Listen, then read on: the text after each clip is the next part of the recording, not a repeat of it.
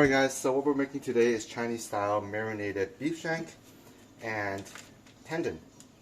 So what we're going to do now, once we get our meat kind of defrosted and sitting at room temperature, we're going to do a quick blanch and then start the marinating process.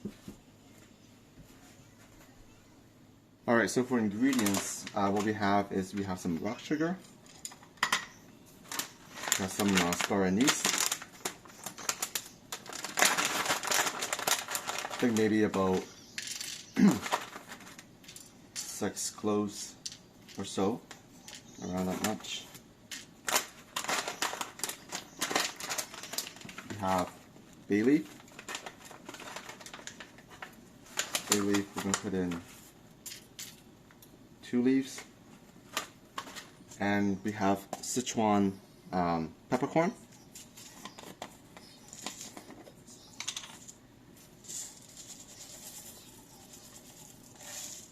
About that much.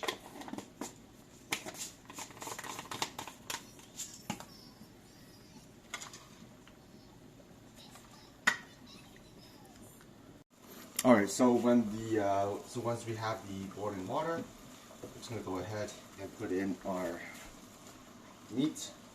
So beef shanks and tendon.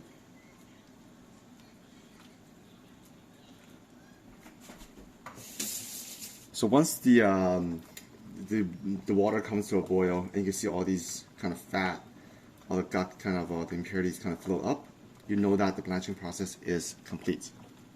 So we're going to drain it and start off with a pot of water.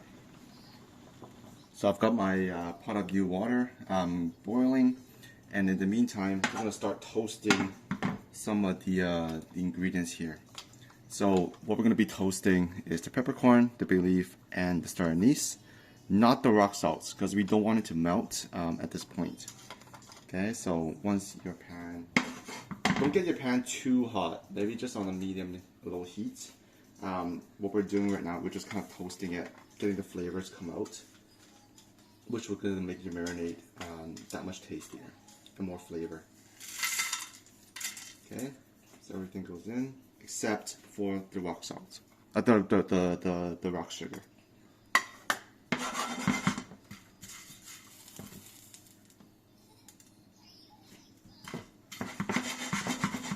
Kind of want to just swirl it around.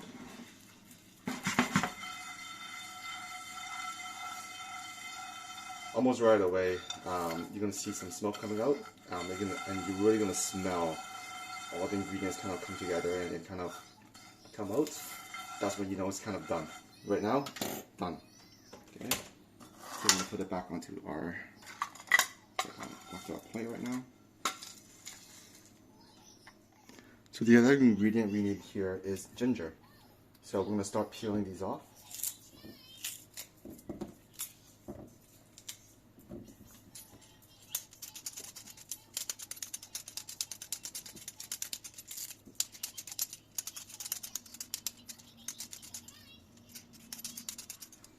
So we have our ginger all peeled and ready to go. So these can now go into the water as it's boiling. At this time, you can just throw in all the ingredients, and including the ones that we've toasted. But what I like to do is I like to put all the peppercorn, the star anise, and the bay leaf into a little kind of like a tea bag that you can get at any dollar store. Only because you know what's going to happen is all these peppercorns are going to flow around in the sauce, and when you eat it, you know, you might not want pieces of the peppercorn in your mouth. So.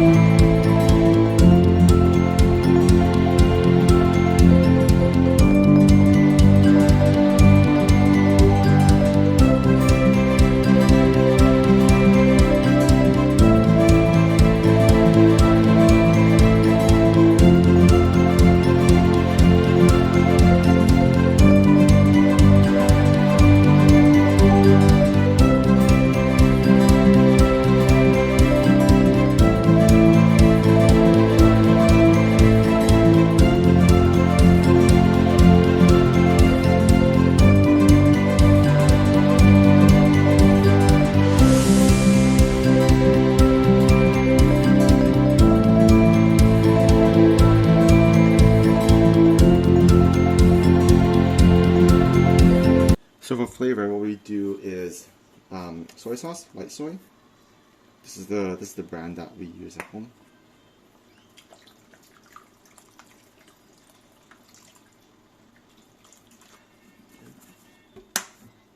And we got some dark soy sauce, dark one. The dark soy is really just to give it the color. And for this pot, I should do about 2 tablespoons of salt. Okay.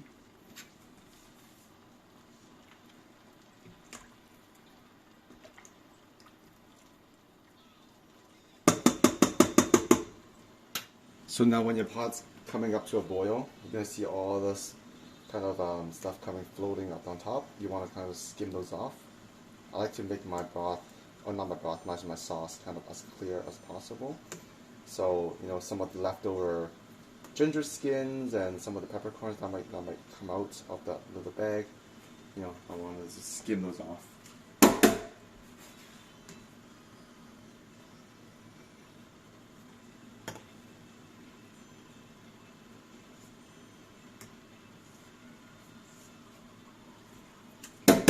So now when it's coming up to a boil, what I like to do is I will put this onto low and medium heat. You can always keep it as full boil. It just cooks faster, but the flavor doesn't get into the meat. So I'm going to do low and medium for about an hour for the beef shank, depending on the toughness and how big your tendons are, because tendons will take a bit longer.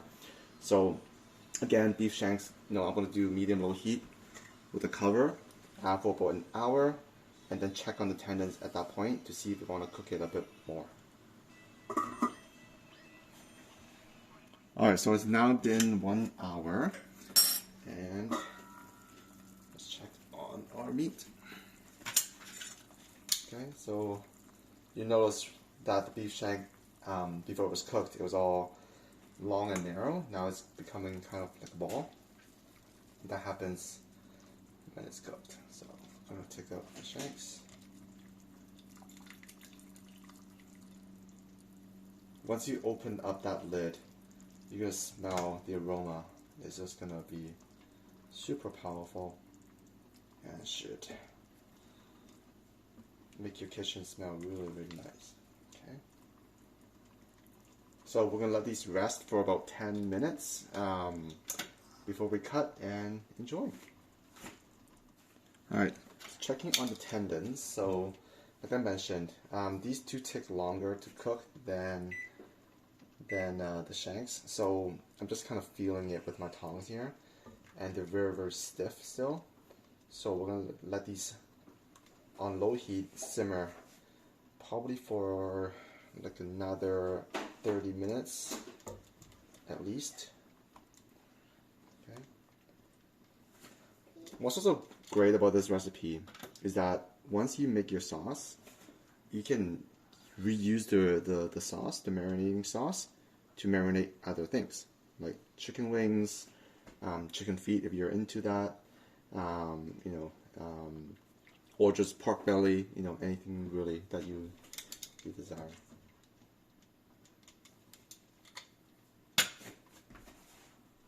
Alright, so when your shanks are cooled down, they're going to shrink up like this. You're going to see some fat. I'm just going to pull that off. No one wants to eat that. So we're going to do a slim, thin slices, like so. This is what it looks like inside. Okay, very nice.